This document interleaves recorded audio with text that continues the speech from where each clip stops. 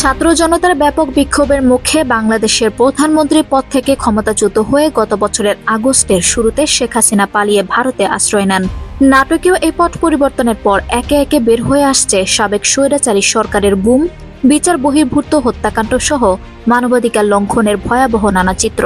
এমনই একটি তদন্তে দেখা যাচ্ছে ক্ষমতাচ্যুত সাবেক সরকারের আমলে অন্যান্য মানুষের সঙ্গে শিশুদেরও গোপন কারাগারে আটকে রাখতেন শেখ হাসিনা। সেখানে চলত নির্যাতন, এমনকি জিজ্ঞাসাবাদের সময় চাপ সৃষ্টির জন্য শিশুদের ব্যবহার করা হতো, যার মধ্যে শিশুকে মায়ের দুধ পান করতে দিতে অস্বীকার করার ঘটনাও রয়েছে। মঙ্গলবার ২১ জানুয়ারি এক প্রতিবেদনে এই তথ্য জানিয়েছে তুরস্কের সংবাদ মাধ্যম টিআরটি ওয়ার্ল্ড। সংবাদ মাধ্যমটি বলছে, বাংলাদেশের গোপন আটক কেন্দ্রে বন্দী শত শত লোকের মধ্যে বেশ কয়েকটি শিশুও ছিল বলে জানিয়েছে বর্তমানে ক্ষমতাচ্যুত প্রধানমন্ত্রী শেখ হাসিনার আমলে জোরপূর্বক গুমের তদন্তকারী একটি কমিশন।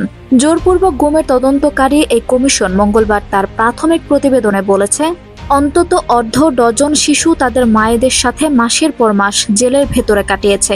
আটক রাখার সময় জিজ্ঞাসাবাদের জন্য শিশুদের লিভারেজ হিসেবে, অর্থাৎ মানসিক চাপ সৃষ্টির মাধ্যম হিসেবে ব্যবহার করা হয়েছিল, যার মধ্যে তাদের দুধ পান করতে দিতে অস্বীকার করার ঘটনাও রয়েছে।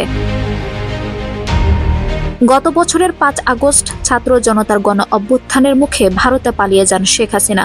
তিনি বর্তমানে সেখানে অবস্থান করছেন।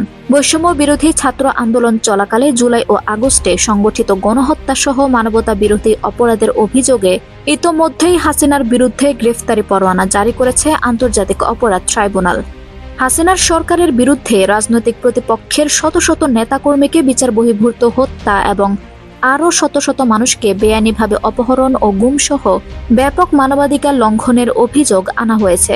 কমিশন বলেছে, নারীদের তদন্তের সন্তানসহ নিখোঁজ হয়ে যাওয়ার বেশ কয়েকটি ঘটনার বিশদ বিবরণ তাদের কাছে রয়েছে, যার মধ্যে সর্বশেষ এই ধরনের ঘটনা ঘটে ২০২৩ সালে।